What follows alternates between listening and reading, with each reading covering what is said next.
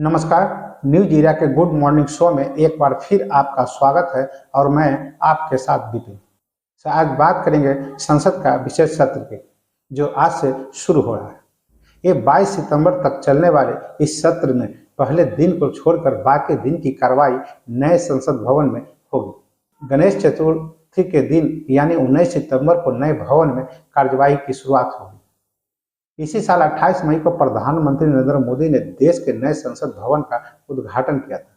अब संसद के विशेष सत्र के दूसरे दिन की कार्रवाई नए संसद भवन की शुरुआत होने के साथ यह पुरानी इमारत का स्थान ले ली, जिसमें अब कई खामियां आ चुकी है। पुराने संसद भवन को एक अस्थायी संग्रहालय में स्थानांतरित कर दिया जाएगा। तो आइए जानते हैं कि आखिर नए और पुराने संसद भवन में क्या अंतर है, नए भवन में क्या क्या खास है।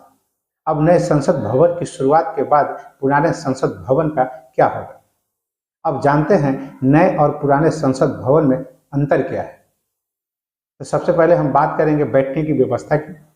पुरानी इमारत में लोकसभा और राज्यसभा में क्रमशः 550 और 250 सदस्यों की बैठने की सुविधा थी, जबकि इसकी तुलना में नए भवन में लोकसभा में 888 सांसदों और राज्यसभा के 384 सदस्यों को समायोजित करने की भी क्षमता है। दरअसल वर्तमान भवन को समायोजित करने के लिए कभी भी डिजाइन नहीं किया गया था। 1971 की जनगणना के आधार पर किए गए परिसीमन पर आधारित लोकसभा सीटों की संख्या 545 से कभी नहीं बनी। हालांकि 2026 के बाद इसमें काफी वृद्धि होने का अनुमान है, क्योंकि सीटों की कुल संख्या पर स्थिरता केवल 2026 तक ही है। बैठने की व्यवस्था तंग और बेझिल है। दूसरी पंक्ति से परे कोई डेस्क नहीं है। आवाजाही के लिए सीमित स्थान होने के कारण यह सुरक्षा के लिए भी एक बड़ा जोखिम है। नए संसद भवन लगभग 64,500 वर्ग मीटर के क्षेत्र में फैला है। वहीं पुरानी वाले की बात करें तो यह एक गोलाकार भवन है, जिसका व्यास 170.69 मीटर और परिधि 536.33 मीटर है। यह लगभग 6 एकड़ 24,281 वर्ग मीटर का क्षेत्रफल कवर करता है। बात सेंट्रल हॉल की करें तो नए भवन में मौजूदा संसद भवन की तरह सेंट्रल हॉल नहीं है। सेंट्रल हॉल में केवल 440 व्यक्तियों के बैठने की क्षमता है, जबकि संयुक्त सन होते हैं तो सीमित सीटों की संख्या और बढ़ जाती है। अब संयुक्त सन के लिए लोकसभा कक्ष का उपयोग किया जाएगा। आधुनिक तकनीकी से परिपूर्ण सेंट्रल विस्टा वेबसाइट के अनुसार पुराने भवन में अग्नि सुरक्षा एक प्रमुख चिंता का विषय था,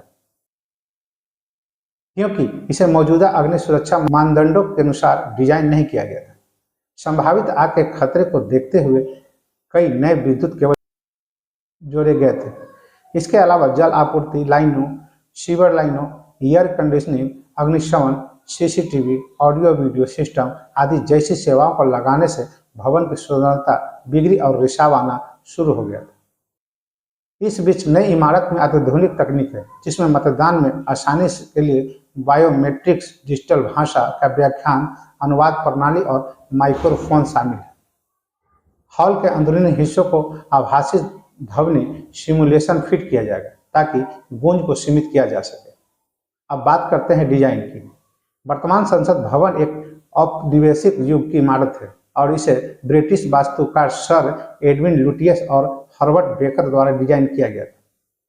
वहीं नई इमारत को अहमदाबाद स्थित एससीपी डिजाइन और वास्तुकार विमल पटेल के नेतृत्व में डिजाइन की गई। अब बात इसकी लागत की। अकेले नए संसद भवन की लागत 971 करोड़ रुपये है, जबकि पुराने संसद भवन के निर्माण की लागत उस समय 43 लाख रुपये थी। निर्माण के समय की 10 दिसंबर 2020 को प्रधानमंत्री मोदी द्वारा संसद के नए भवन का शिलान्यास किया था। संसद के नवनिर्मित भवन को गुणवत्ता के साथ 3 साल 5 महीने में तैयार किया गया है। वहीं पुराने संसद भवन के निर्माण में 6 साल यानी कि 1921 से लेकर 1927 समय 28 मई 2023 को प्रधानमंत्री मोदी द्वारा संसद के नए भवन का उद्घाटन किया गया। पुरानी संसद भवन एक वास्तुशिल्प वैभव और एक ऐतिहासिक मील का पत्थर, जिसमें लगभग एक सदी तक भारत की नियति का मार्गदर्शन किया और जिसकी शानदार विरासत अब इसके इतिहास के पन्नों में दर्ज हो जाएगी। इसका उद्घाटन 18 जनवरी 1927 को तत्कालीन वायसराय लॉर्ड इरविन द्वारा किया गया था। इसकी पार्किंग क्षमता अभी 2012 गाड़ियों की पार्किंग क्षमता है। नई व्यवस्था में 900 गाड़ियों की पार्किंग का व्यवस्था किया गया है। बात संविधान हॉल की। पुराने संसद भवन में संविधान हॉल मौजूदा नहीं था, वहीं नए संसद भवन में यह मौजूद है, जो इसका प्रमुख आकर्षण है। कॉन्स्टिट्यूशन हॉल के शीर्ष पर एक अशोक स्तंभ है, जो भारतीय विरासत के एक महत्वपूर्ण प्रतीक है। संविधान की एक प्रति इस हॉल के भीतर सुरक्षित रखी जाएगी। इसकी व्यवस्था को बढ़ाने के लिए महात्मा गांधी, जवाहरलाल नेहरू, सुभाष चंद्र बोस और भारत के पूर्व प्रधानमंत्रियों जैसे महान व्यक्तियों की बड़ी तस्वीरें नए संसद भवन के हॉल की शोभा बढ़ाएगी। अब बात रह गई कि अब नए संसद भवन की शुरुआत के बाद पुराने संसद भवन का क्या होगा।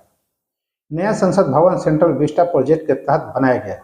दरअसल नई दिल्ली में राष्ट्रपति भवन से इंडिया गेट तक के 3.2 किलोमीटर लंबे क्षेत्र को सेंट्रल विस्टा कहते हैं।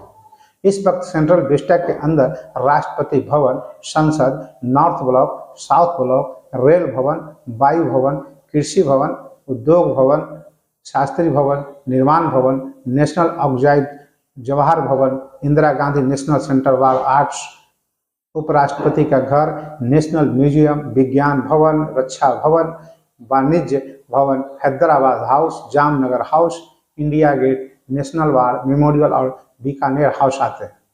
वहीं विस्टा के पूरे क्षेत्र को नए सिरे से विकसित करने के लिए प्रोजेक्ट का नाम सेंट्रल विस्टा रीडेवलपमेंट प्रोजेक्ट है। इसमें मौजूदा कुछ इमारतों में कोई बदलाव नहीं होगा, तो कुछ को किसी और काम में इस्तेमाल किया जाएगा, कुछ को रिनोवेट किया जाएगा, कुछ को गिरा कर उसकी जगह नई इमारतें बनाई जाएगी। सेंट्रल विस्टा का हिस्सा नई संसद भवन का निर्माण पूरा होने के बाद इसका उद्घाटन 28 मई को प्रधानमंत्री नरेंद्र मोदी ने किया था। केंद्र के मुताबिक संसद की मौजूदा इमारत को पुरातात्विक धरोहर में बदल दिया जाएगा। तो बस अभी के लिए इतना ही। फिर एक नई खबर के साथ आपके साथ उपस्थित होंगे। तब तक के लिए हमें आज्ञा दीजिए। नमस्कार, आपका दिन शुभ हो।